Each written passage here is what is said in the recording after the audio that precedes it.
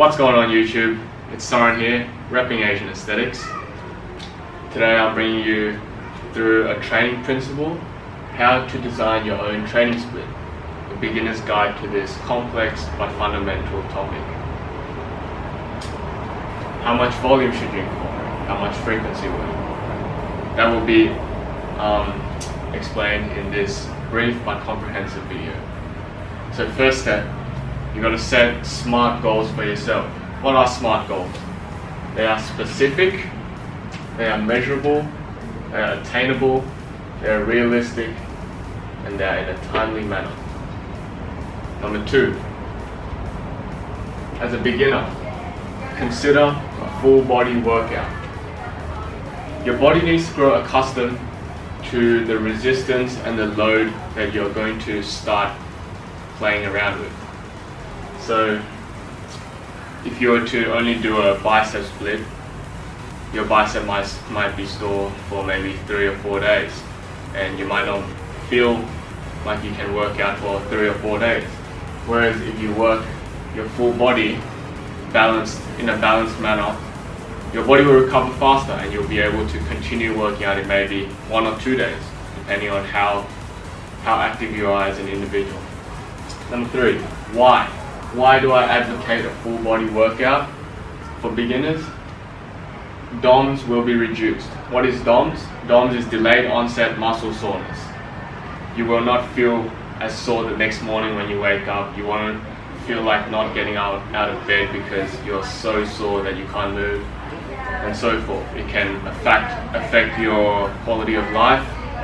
Number 2, motivation levels will not be impacted. For a beginner, that is crucial.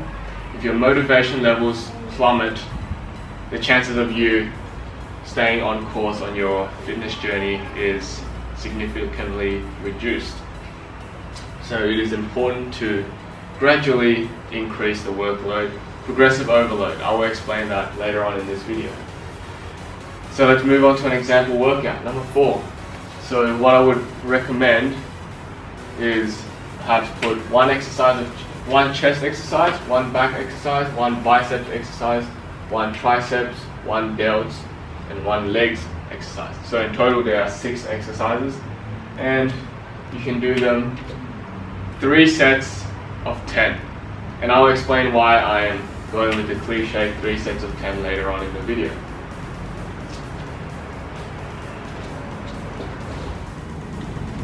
Moving on to the second part of our video, volume. How many sets should we do? How many reps should we do? First of all, I just want to remind you guys, all the beginners, intermediate, or even advanced, that good technique is important. Good technique over weight. Do not lift with your ego. Leave your ego at home. Go in to work on the technique. Because if your technique is not on point, you risk having injury, and that is possibly the worst thing that can happen to your training regime. You'll have to stop, you'll have to rehab, recover. It's going to put you off track for who knows how long. Secondly, progressive overload. I'm sure this is a term that almost every single one of the viewers out there have seen, at least all of my schoolmates. We've learned this in PE, so forth. But in the context of bodybuilding, what does it mean? Strength will induce muscle hypertrophy. So progressive overload, you're trying to increase your strength over a set period of time. Like I said, you want to set yourself SMART goals. So maybe if you're doing the bench, you're doing 20 kilos. If you want to work to, you can do 8 reps. And then maybe go up to 22.5 and then do 5 or 6 reps. And then slowly work up to 8 reps on 22.5. Then move back down to 5 or 6 reps on 25 kilos as you move up. That is progressive overload. That comes over time. So why is strength important? Like I said, it will induce muscle hypertrophy. That's what we want. That's the purpose of bodybuilding. You want to build more muscle. 3. As I mentioned earlier, why is 3 by 10 training a good starting point? Well, first of all, 3 sets isn't too much for a beginner, and 10 reps is a moderate range.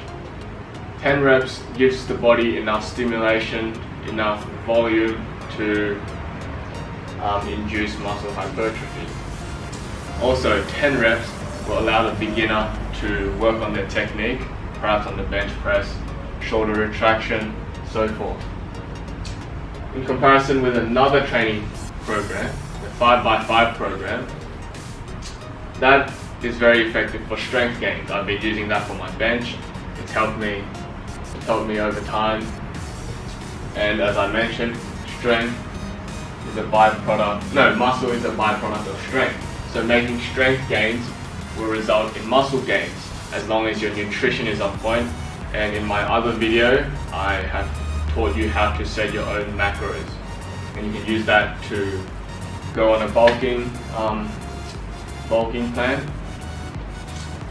So in terms of the total reps between the 5x5 program and the 3x10 program, it's 25 reps versus 30 reps. So in essence, they're about the same reps. But for a beginner, I would still advocate the 3x10 because there's less sets. You can work with a slightly lower weight, so you can work on that technique. And maybe after 6 months, a year of training, you want to move to 5x5. I don't know when you want to do that, but when you get to a point where you're comfortable, where you're efficient, then move on to 5x5, and you can do more research on your own on other training programs. Number 4. This sums it up. A beginner shouldn't be doing an insane amount of volume. This will cause OTS, overtraining syndrome. Overtraining is not like what gym memes tell you. There's no such thing as overtraining. You just harden up. No, overtraining does occur. Your body will feel fatigued. You'll feel very flat, can't move. You'll constantly be feeling sore. You shouldn't constantly be feeling sore as you work out. You should feel less and less sore because your body is trained and it will recover more efficiently.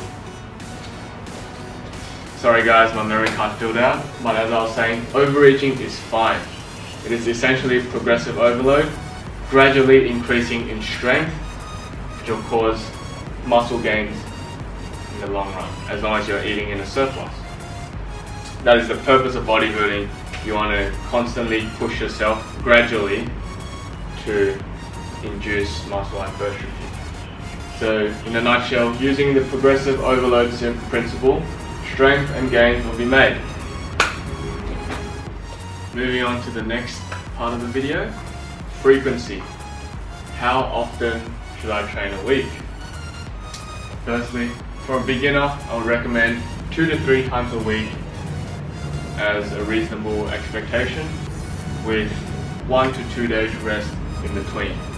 Following a full body workout, you shouldn't need 3, 4, or 5 days to recover. 1 or 2 days should be sufficient. Number 2, a very common question that I get asked by my friends: how long should I be working out for?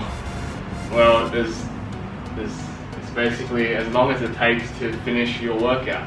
So as I said, if you're doing 6 exercises, 3 sets of 10, with maybe 1 minute rest in between each set, it will take about an hour 10 minutes, around an hour. So that's probably how long you'll be working out for. And remember, you always have to incorporate cardio into your training split. You can do high intensity interval cardio, or low intensity state training, or medium intensity state training. So I'll cover that in future videos, but be sure to keep cardio in your workout schedule. Now to the good bit, example splits for a beginner. So this is a very basic split and program that I would recommend for my friends or anyone that's asking me for help. Number 1, 4 to 8 weeks of full body training, and I explained what I meant by full body training, maybe 1 exercise for each specific body part. 2 to 3 sessions a week, as I mentioned, with 1 day rest. So this allows you to have flexibility and creativity. So fit 2 or 3 sessions in with 1 day rest. That's the only criteria you need. For the second part of the split, the next 4 to 8 weeks, keep it body part specific. What I mean by that, you might choose a 3-day on, 1 day off, or you might do a 4-day on. Actually no, that's more specific. You still have to do one off. But you might do a chest and back, you might do a shoulders and arms, and then you might do a legs workout. It's a very typical golden era workout program. Golden era, if you don't know, that's Frank Zane, Arnold Schwarzenegger, Franco Colombo, Tom Platz, all of those. So, adding these two splits together, the program will last a duration of 8 to 16 weeks. So that gives you flexibility. If you have to do it quickly, maybe 8 weeks. If you want more chance to develop on your technique, allow yourself to stick to a program, work hard, go through the 16 weeks. It really depends on your schedule, your timetable, your commitment. If you cannot commit 16 weeks, by all means go for 8 weeks. But it takes time to see results. You're going to see better results on a 16-week program than an 8-week program. After that, be sure to start a new one. Look on websites, look on YouTubers, email me, whatever, if you need help on making a program. I would be willing to make one for you for free, or recommend you to sites that have many good free programs. So, that's it. I hope by watching this video, you've become more informed on the topic of designing your own training split, how much volume you should incorporate into your training program, and how frequently you should be training. I hope that this will help you on your journey to building your own physique, your dream physique, by teaching you the fundamentals and the foundational principles of training and nutrition. This is the first episode of the Shortcut to Training series, so be sure to like and comment. Thanks for watching, and till next time, guys.